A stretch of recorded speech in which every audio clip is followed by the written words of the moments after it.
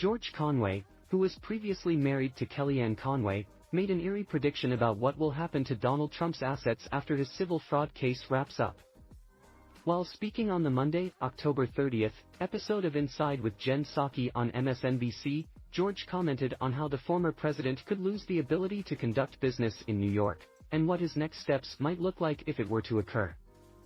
He's already been found to have committed fraud, that his books and records, that his statements of financial condition are false. And the judge has already ruled that there was no triable issue of fact on whether or not they were false, and as a result, the judge ordered that Trump and the Trump Organization the ability to do business in the state of New York should be invalidated, he said. And that puts him out of business, which means he's gonna have to liquidate everything, including places like Mar-a-Lago, which are owned by New York LLCs. But then the question of how much of the proceeds of those sales, when he has to be put out of business, go to the state of New York. And that's what this is about, he continued. Let's go back to what could potentially happen here, Psaki said. When you just said Mar-a-Lago could be liquidated, I think people might be like, wait, what, because isn't he rich? So, he's already been convicted of fraud here, but the total size of this, it sounds like your view, your belief, is that he could have to sell a lot of his assets, that he doesn't have liquid funding to have to pay this? The host replied. George then said Donald will not be allowed to operate a business in New York if the judge's decision is upheld. Donald's mental health has also been called into question, which is also something George touched upon during his interview.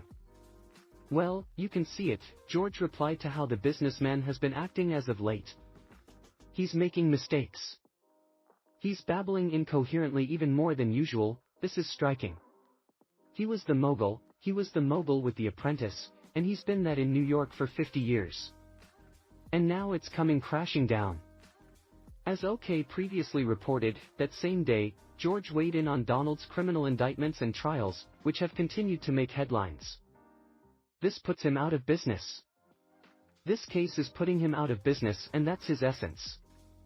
I think that he's terrified that, he's not going to have the Trump Tower, and he's not going to have all the things that he has bragged about for decades, for 6 decades.